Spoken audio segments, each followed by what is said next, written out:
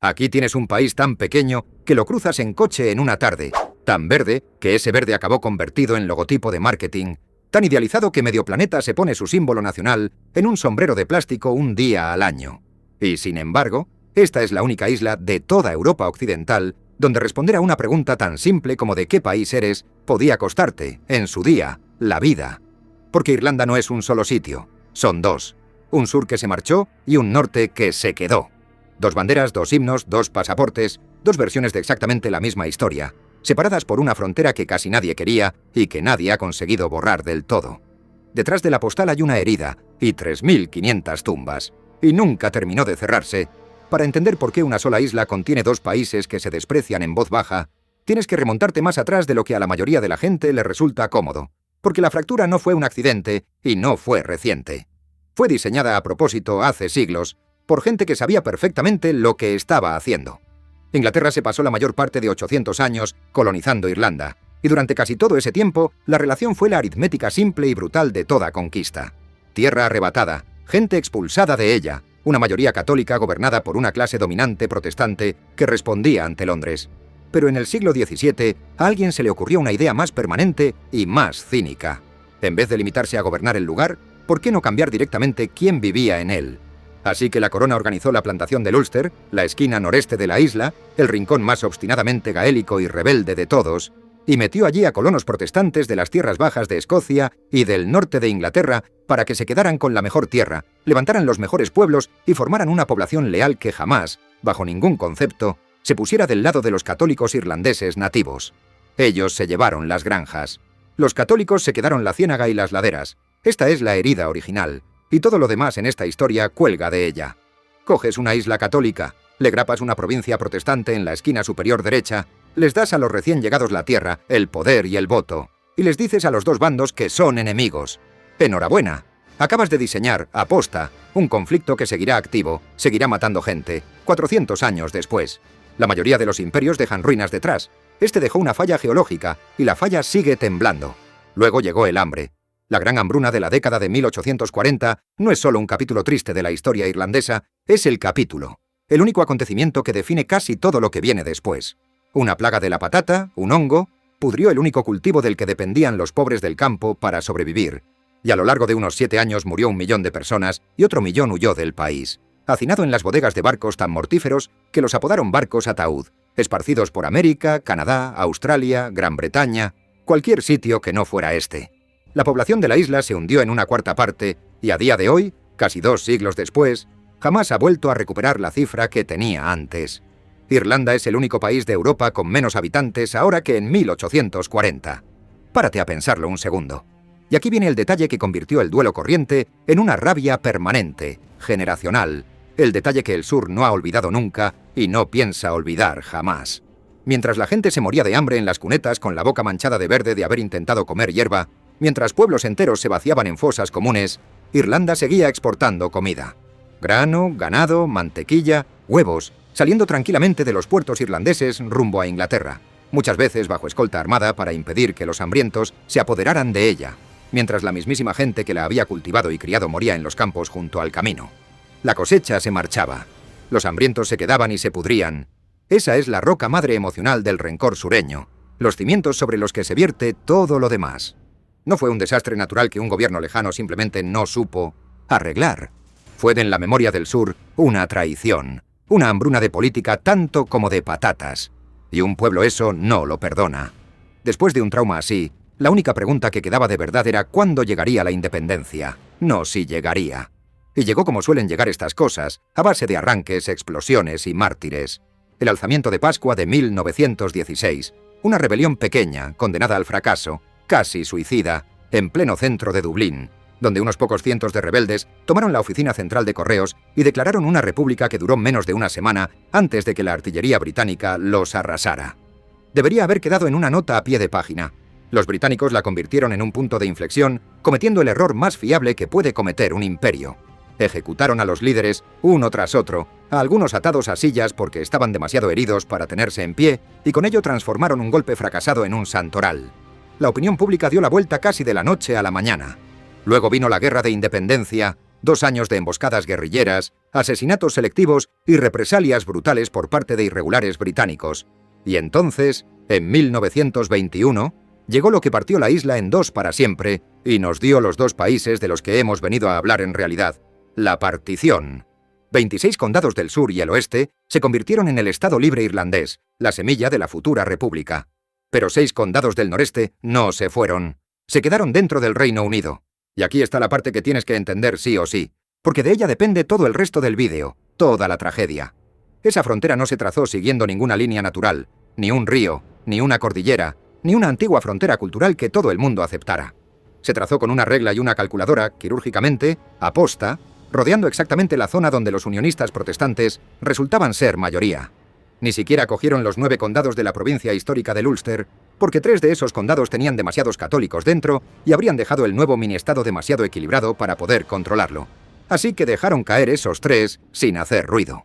Eligieron a dedo los 6 condados que les entregaban la mayoría protestante más cómoda y más permanente que se podía fabricar, y trazaron la línea justo ahí, cortando por en medio granjas, carreteras e incluso casas particulares.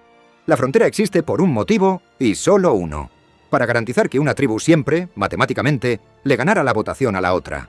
Ese es el pecado original de Irlanda del Norte, cocido dentro de su propia forma sobre el mapa, y de él gotea absolutamente todo lo demás. Así que ya tienes a tus 2 personajes, y no podrían ser más distintos. Te presento al sur.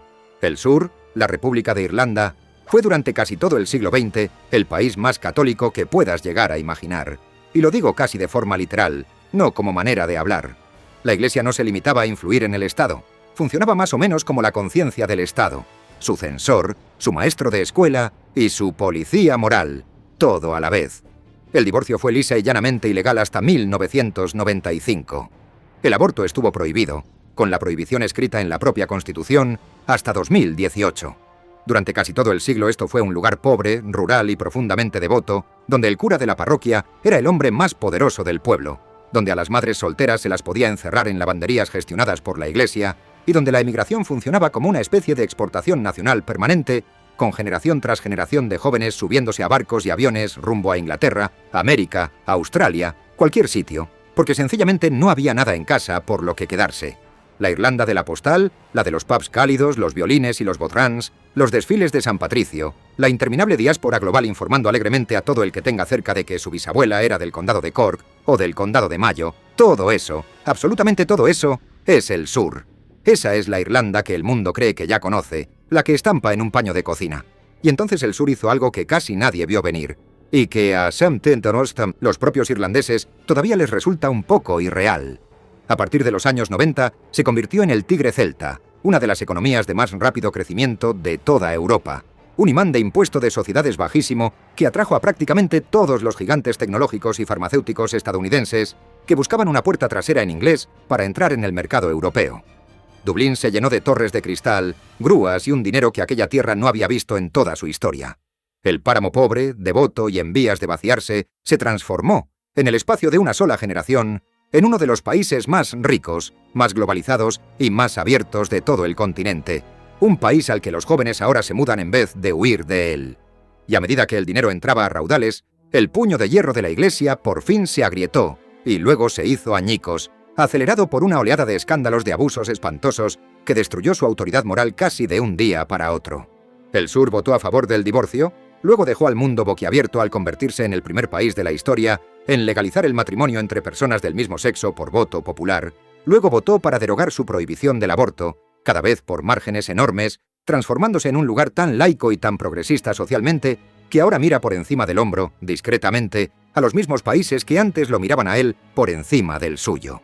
El arco entero es sinceramente asombroso cuando lo pones en fila. Esta es la Irlanda que al mundo le resulta tan fácil de querer, y la razón es sencilla. Su identidad nunca estuvo realmente en duda. A través de la pobreza, a través de los curas, a través del boom, siempre supo con total certeza exactamente lo que era.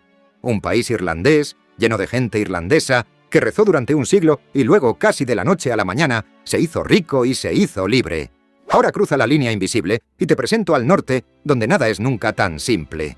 Irlanda del Norte es la pieza que se quedó siendo británica, esos 6 condados elegidos a dedo cosidos al Reino Unido. Y toda su tragedia consiste en que no tiene una identidad, tiene 2. encerradas juntas dentro de la misma frontera minúscula, negándose a fundirse por muchas décadas que pasen. En un lado tienes a los unionistas, a veces llamados lealistas en su ala más dura, en su mayoría protestantes, muchos descendientes de aquellos mismísimos colonos de la plantación, que cuelgan la Union Jack de las farolas, pintan los bordillos de rojo, blanco y azul, juran lealtad a la corona británica y cada 12 de julio desfilan por miles con trajes oscuros y bandas naranjas junto a la Orden de Orange, aporreando enormes tambores Lambeg que se oyen a calles de distancia, encendiendo hogueras gigantescas la noche anterior, todo para celebrar una batalla de 1690, la batalla del Boyne, donde un rey protestante venció a uno católico. Para ellos son británicos, punto. Y la idea de ser absorbidos por una república católica irlandesa no es una preferencia política, es una pesadilla existencial que hay que combatir a cualquier precio. En el otro lado tienes a los nacionalistas, en su mayoría católicos, que se sienten irlandeses de forma completa e inequívoca, que nunca pidieron que los metieran dentro del Reino Unido, que se encontraron atrapados en el lado equivocado de una línea trazada específicamente para dejarlos en minoría, y que durante décadas después fueron tratados como ciudadanos de segunda en lo que en la práctica era su propia tierra. Discriminación en la vivienda, donde las familias protestantes se colaban en la cola. Discriminación en el empleo. Discriminación en el voto, con las circunscripciones tan amañadas que en algunos pueblos una minoría protestante podía controlar cómodamente un ayuntamiento donde los católicos eran claramente mayoría. El norte no es sencillamente una sola Irlanda o una sola Gran Bretaña. Es un único lugar pequeño donde dos personas pueden vivir en la misma calle de Belfast y habitar dos países mentales completamente distintos, criando a sus hijos, apoyando a equipos de fútbol distintos, enterrando a sus muertos en cementerios distintos y ondeando banderas opuestas desde ventanas a 15 metros la una de la otra. Eso, precisamente eso, es lo que lo convierte en el espejo invertido del sur. Allí abajo, a nadie en el THSTS mundo se le ocurre discutir a qué nación pertenece. Aquí arriba es, y siempre ha sido, lo único sobre lo que discute todo el mundo. Y durante 30 años, esa discusión dejó de ser una discusión y se convirtió en una guerra. Este es el corazón de todo el asunto, la parte que casi nadie fuera de Irlanda y Gran Bretaña entiende de verdad, porque han oído la palabra pero nunca han aprendido de verdad lo que hay detrás. Los problemas. De 1968 a 1998, 3 décadas enteras, libradas en un territorio más pequeño que la mayoría de los estados americanos, y al final más de 3.500 personas habían muerto, con decenas de miles más heridas, en un lugar con una población menor que la de una sola ciudad de tamaño medio. Y aquí viene la parte que sinceramente sorprende a quien solo conoce los titulares. No empezó con bombas ni pasamontañas. Empezó con un movimiento por los derechos civiles. Los católicos, inspirados directa y explícitamente por los manifestantes negros por los derechos civiles del sur de Estados Unidos, cantando las mismas canciones, tomando prestados los mismos lemas, marchando con los brazos enlazados igual que ellos, salieron a la calle sin pedir al principio para nada una Irlanda unida, sino exigiendo algo casi vergonzosamente básico y modesto. Un hombre, un voto. El fin de la discriminación en la vivienda, el fin de la discriminación en el empleo, un trato justo en su propio país. Marcharon pacíficamente, con sus mejores abrigos, esperando que se les escuchara. Y la respuesta, las porras de la policía, las palizas captadas por las nuevas cámaras de televisión, la violencia desatada contra manifestantes desarmados que no oponían resistencia mientras el mundo miraba, es exactamente lo que prendió la mecha, radicalizó a toda una generación de la noche a la mañana y arrastró la situación entera escaleras abajo, por ese largo pasillo oscuro que lleva al conflicto armado abierto. Es una de esas lecciones sombrías de la historia. Pidieron el voto, consiguieron una guerra, y una vez prendió, ardió en imágenes que siguen grabadas a fuego en la memoria de la isla y sobre las que todavía se discute hoy. El Domingo Sangriento, 1972, cuando los paracaidistas británicos abrieron fuego contra manifestantes desarmados por los derechos civiles en el Bogside de Derry y mataron a 14 de ellos, a varios por la espalda o mientras auxiliaban a los heridos. Un suceso tan en carne viva que tiene sus propias canciones, su propia investigación pública de 40 años y su propio lugar permanente y palpitante dentro de la herida. El IRA, el Ejército Republicano Irlandés Provisional, librando una larga campaña de bombas y disparos que convirtió Belfast, Derry y partes de la propia Inglaterra en lugares donde de verdad mirabas debajo del coche antes de girar la llave por la mañana, donde una calle comercial podía desaparecer en una explosión, donde los pubs se volvían objetivos.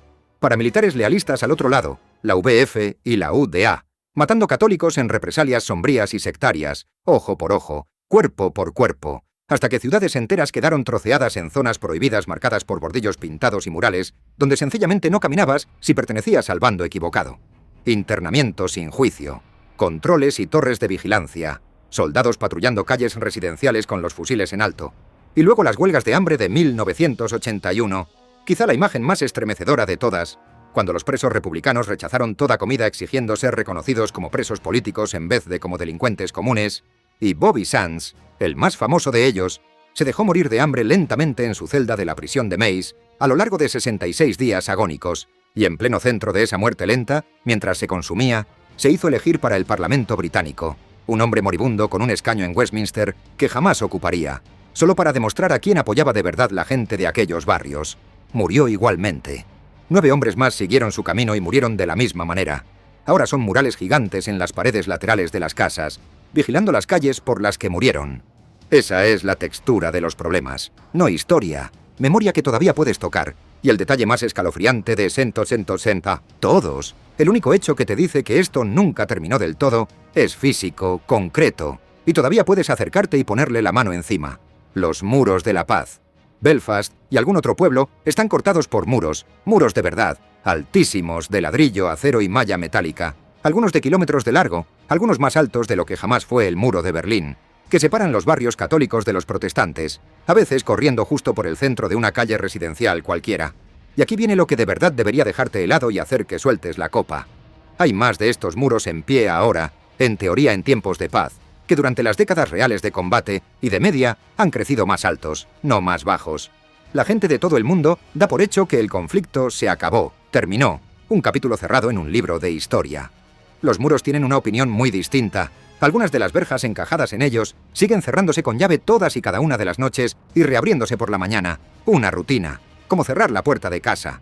Comunidades que llevan generaciones viviendo literalmente a un tiro de piedra seguirían prefiriendo, si les dieran a elegir en las encuestas, mantener la barrera en pie antes que derribarla y compartir acera con el otro lado. La guerra supuestamente terminó en 1998. A alguien se le olvidó avisar a la arquitectura que sigue, en silencio, votando por la guerra. Interrupción rápida, porque si has llegado hasta aquí está claro que te importa la historia de verdad y no solo la versión de postal. Así que hazlo fácil y dale a like y a suscribirte. Ayuda de verdad a que este tipo de vídeo llegue a gente que se cree que Irlanda es solo duendes y guineas. Vale, volvemos al muro. Porque la pregunta obvia, la que a estas alturas te está gritando, es esta. Si hubo un famoso acuerdo de paz, ¿por qué sigue pasando todo esto? Y la respuesta es que el acuerdo de Viernes Santo de 1998, el pacto que por fin detuvo la matanza y que dio a sus artífices el Premio Nobel de la Paz, fue una obra maestra genuina de una cosa muy concreta y muy limitada. Acabó con la violencia sin resolver ni una sola vez la identidad de fondo. No unió a nadie. No decidió si este lugar era británico o irlandés.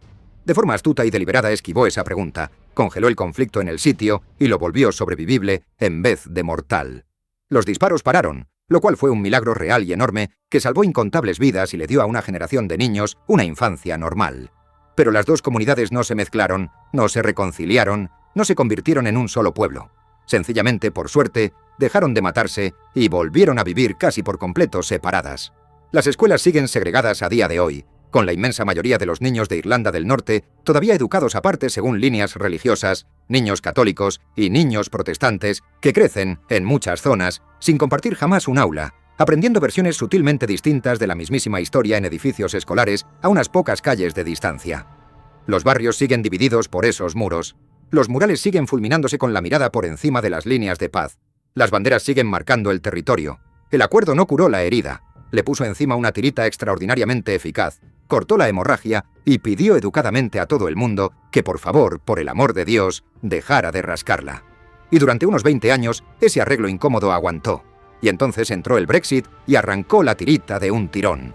Porque aquí está la geometría que el resto del Reino Unido parece haber olvidado por completo que existía cuando votó salir de la Unión Europea. El sur, la República, es miembro de la UE.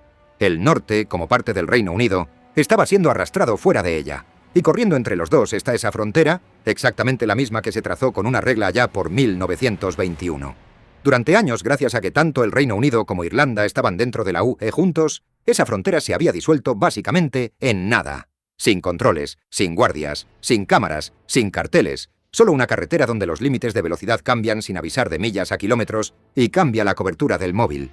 Podías conducir de un país a otro país, distinto sin darte cuenta de que lo habías hecho. Y ese era el objetivo entero, deliberado, porque una frontera abierta, invisible y olvidable, era precisamente lo que permitía respirar a la frágil paz. Entonces, El Brexit sacó de un tirón al Reino Unido de la UE, mientras la República se quedaba firmemente dentro, y de la noche a la mañana, aquella línea invisible se convirtió en el problema más venenoso e irresoluble de toda la negociación del divorcio. Porque la lógica fría es inevitable. Si el Reino Unido está fuera de la Unión Aduanera y la UE está dentro, tiene que haber una frontera aduanera, un borde duro, en algún sitio. Y nadie, en ningún lado de la mesa, quería volver a poner un control físico sobre esa línea. ¿Por qué no? Porque un puesto de guardia en esa frontera concreta no es un puesto de guardia, es un objetivo. La última vez que hubo instalaciones permanentes y torres de vigilancia sobre esa línea, las atacaron y las volaron. Todo el mundo entendía con total claridad que reconstruir una frontera dura a través de la isla podía reavivar el conflicto entero. Así que en su lugar se ataron ellos solos en nudos espectaculares, inventándose una frontera aduanera en medio del mar de Irlanda, que acto seguido enfureció a los unionistas, que sintieron que los estaban amputando sin ruido del Reino Unido, al que llevaban un siglo jurando lealtad. No hay respuesta limpia. Nunca han habido respuesta limpia. La frontera que se trazó para resolver el problema de una tribu en 1921 sigue siendo, un siglo entero después, el problema sin solución. Y entonces llegó el número que lo cambia todo en silencio, sin un solo disparo, sin una sola bomba. El censo de 2021. Por primera vez en los 100 años enteros de historia de Irlanda del Norte, un miniestado que fue, recuerda, diseñado específica y abiertamente, con sus fronteras amañadas con una calculadora, para garantizar una mayoría protestante permanente e inquebrantable para siempre, había ahora oficialmente más católicos que protestantes. Deja que eso caiga un segundo. Toda la arquitectura del lugar, su propia razón de haber sido recortado de la forma en que lo fue, descansaba sobre una única suposición: que los unionistas tendrían siempre, siempre, los números. Y la demografía, lenta, silenciosa y absolutamente imparable, se acercó a lo largo de un siglo y borró con suavidad esa suposición del tablero. Tasas de natalidad más altas en un lado, generaciones que se van apagando en el otro, y las cuentas sencillamente dieron la vuelta. Ahora bien, no es un mapa perfecto uno a uno. No todo católico quiere una Irlanda unida, y no todo protestante es un unionista acérrimo, y un centro cada vez más grande se niega directamente a elegir bando. Pero la gravedad general es real y tira hacia un lado. Y así, la pregunta que llevaba un siglo entero dormida, la pregunta exacta que la frontera se trazó para asegurarse de que nadie pudiera plantear jamás con éxito, se ha despertado, se ha desperezado y se ha sentado justo en el centro de la mesa. ¿Debería el norte unirse al sur? Una consulta fronteriza, un referéndum de verdad sobre la reunificación irlandesa, ya no es una fantasía susurrada entre pintas en un bar republicano del oeste de Belfast. El propio acuerdo de Viernes Santo contiene el mecanismo para convocarla. Ahora es una posibilidad viva, real, matemática, y el reloj que corre por debajo es un reloj demográfico, lo que significa que, a diferencia de todo lo demás en esta historia, solo avanza en una dirección. Así que aligeremos, porque todo esto también produce el desprecio transfronterizo más mezquino y más divertido que vas a ver en tu vida, y los estereotipos vuelan en todas las direcciones a la vez. El sur mira al otro lado de la línea hacia el norte y ve un trozo de la isla irlandesa empeñado, de forma obstinada y casi cómica, en sentirse británico, agitando la bandera de un país al otro lado del mar que, francamente, encuentra el sitio entero un poco vergonzoso y un gasto del que le encantaría deshacerse sin ruido. Para un sureño relajado, rico y laico, que se toma un café con leche en Dublín, el unionista del norte desfilando con bombín y banda para conmemorar una batalla de 1690 parece un hombre disfrazado, jugando hacia una lealtad feroz hacia una Gran Bretaña que nadie del continente le ha pedido siquiera que sienta. El unionista del norte, mientras tanto, mira al sur y ve un país extranjero, más pobre en su imaginación de lo que ya es en realidad, demasiado católico, demasiado nacionalista, y está absolutamente convencido de que ese país quiere tragárselo entero, borrar su preciada britanidad y arrastrarlo a una república donde, por primera vez, él sería la minoría. El sur próspero, laico y globalizado, por su parte, mira las banderas, los bordillos, las hogueras y la interminable temporada de desfiles del norte con una especie de vergüenza retorcida, más o menos como un adulto moderno y exitoso mira en Navidad a ese pariente que sencillamente no para de reabrir a gritos una pelea de hace décadas que todos los demás han acordado dejar atrás. Y luego está el acento, porque ¿cómo no va a estar el acento? El acento norirlandés es el chiste recurrente de toda la isla. Ese sonido rápido, cortante, duro y gutural que a los sureños les cuesta de verdad seguir y les resulta infinitamente divertido imitar ese now, que sale más bien como naye. La manera en que una frase entera de lo más normal puede sonar como el arranque de una bronca acalorada, aunque la persona esté sencillamente, educadamente, pidiendo un bocadillo y una taza de té. Hay cómicos que se han montado carreras enteras a costa de él. Todo el mundo en la isla, norte y sur, tiene una opinión rotunda sobre el acento del norte, Y es justo decir que casi ninguna de esas opiniones es halagadora. Es, a su pequeña manera, una línea más trazada a través de la isla, salvo que ésta la oyes en vez de verla. Y flotando serenamente por encima de todo ello, gloriosa, dichosamente ajena, está el resto del mundo, y sobre todo la enorme diáspora estadounidense, algo así como 40 veces la población de la propia Irlanda, decenas de millones de personas que marcan orgullosas la casilla de irlandés en un formulario y que a lo largo de generaciones han construido una versión de fantasía entera de la irlandesidad montada con tréboles, cerveza teñida de verde, camisetas de bésame que soy irlandés, ríos tintados de verde y una noción suave y brumosa de la vieja patria que, la verdad, no tiene casi nada que ver con la isla real, complicada y bicéfala que existe en el mapa hoy. Para muchísimos estadounidenses que levantan alegremente una pinta verde el día de San Patricio, el norte sencillamente no existe. Los problemas son un rumor a medio recordar, si acaso. Los muros de la paz no están en el mapa mental para nada, es que no hay mapa mental. Brindan por una Irlanda de duendes, hadas y buena suerte, un país que la Irlanda real, sus dos mitades, contempla con una mezcla de leve perplejidad y silenciosa utilidad. Porque por absurdos que sean los sombreros de plástico, los turistas que traen se gastan un dineral muy real. El sur te venderá encantado la postal. Lo que no te va a contar es que hay un muro al otro lado de ella. Así que aquí es donde lo dejamos, sin final ordenado, porque no lo hay. La isla más verde y más idealizada de la imaginación occidental es también una de las pocas donde la frontera nunca terminó de desaparecer, donde los niños todavía crecen clasificados por religión, donde los muros siguen creciendo en tiempos de paz, y donde un cambio silencioso en un censo puede lograr lo que 30 años de bombas no lograron. Y debajo de todo ello está la única pregunta que nadie sabe responder. ¿Una sola nación partida cruelmente en dos, esperando un siglo a volver a ser una? ¿O dos pueblos a los que les entregaron la misma isla y les dijeron que se apañaran? La isla sigue siendo verde, sigue siendo bonita, sigue siendo dos. Si has llegado hasta aquí, sabes de este sitio más que la mayoría de los que lo reclaman en una camiseta. Así que dale a like, suscríbete y nos vemos en el próximo.